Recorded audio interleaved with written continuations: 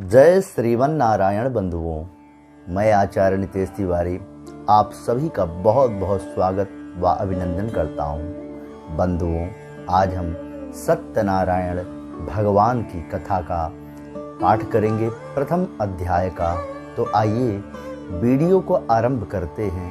यदि आप लोग नए जुड़े हुए हैं तो चैनल को लाइक और सब्सक्राइब अवश्य करिएगा।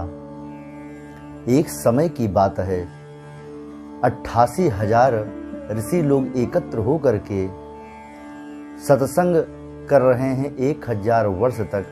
जिस स्थान पर सत्संग हो रहा है उस स्थान का नाम नैमिषारण्य है। जहाँ पर जाने से इस चंचल मन को शांति मिल जाए, उस स्थान का नाम है नैमिषारण्य। जहाँ पर ब्रह्मा जी के द्वारा भेजा गया चक्र जा करके गिरा था, जहाँ पर उसकी नैमी स्थित हुई थी, उस स्थान का नाम है नैमिषारण्य। जहाँ पर मनु और शतरूपा ने हजारों वर्ष तक घोर तपस्या किया, उस स्थान का नाम है नैमिषारण्य। 88,000 ऋषि लोग का जो प्रतिनिधित्व कर रहे हैं, उन ऋषि का नाम है शौनक ऋषि।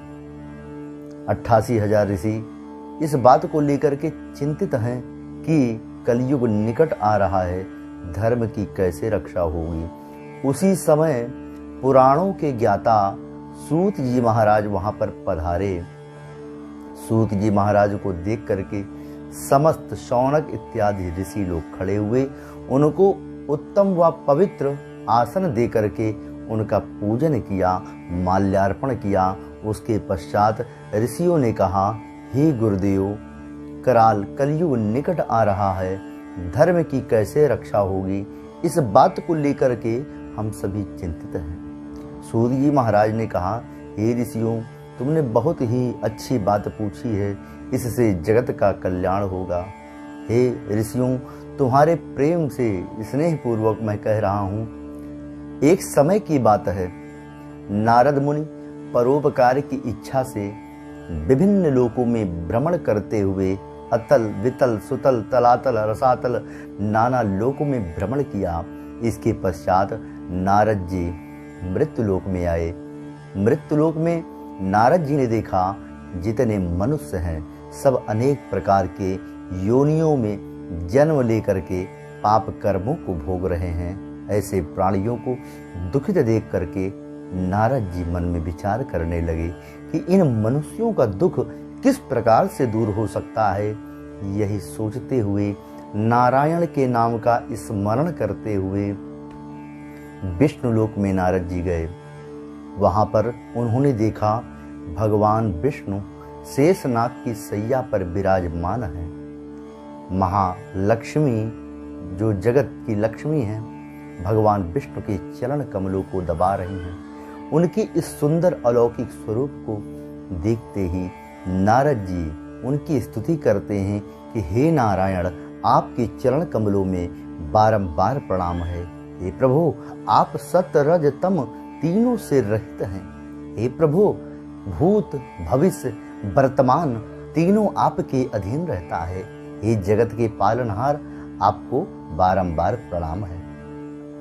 इस प्रकार नारद मुनि जो देवर्षि ऋषि हैं, उनके मुखार बिंदु से अपनी स्तुति सुन करके कमल नयन ने कहा, हे नारद, तुम्हारा आगमन वैकुंठ लोक में किस लिए हुआ है? हे महाभाग, वह सब कुछ कहो, मैं उसका जो उचित होगा वही उत्तर दूंगा। नारद जी ने कहा, हे प्रभु, मैं इस समय मृत्यु लोक से आ रहा हूँ। वहां पर मैंने देखा जितने मनुष्य हैं अनेक प्रकार के दुखों से दुखित हैं, अनेक प्रकार की योनियों में जन्म ले रहे हैं, पाप कर्मों में लीन हैं। हे प्रभु, व्रत अथवा तप करके कोई उपाय हो तो कृपा करके बतलाइए। भगवान ने कहा, हे नारद, तुमने बहुत ही सुंदर बात पूछी है, इससे जगत का कल्याण होगा। प्राणी पापों से मुक्त होकर के परम पद को प्राप्त होंगे। हे नारद, इस शरीर को परोपकार में ही लगाना चाहिए। हे नारद, तुम्हारे प्रेम से मैं कह रहा हूँ, कलयुग में एक ऐसा उत्तम व्रत है जो कि महापुण्य को प्रदान करने वाला स्वर्ग और पृथ्वी लोक में भी दुर्लभ है। वह व्रत है सत्यनारायण भगवान का व्रत तथा पूजन। यह व्रत किसी भी दिन श्रद्धा और विश्वास के साथ किया जा सकता है। सायंकाल के समय ब्राह्मण को बुला करके बंधु बांधवों के साथ भगवान का विधि पूर्वक पूजन करना चाहिए।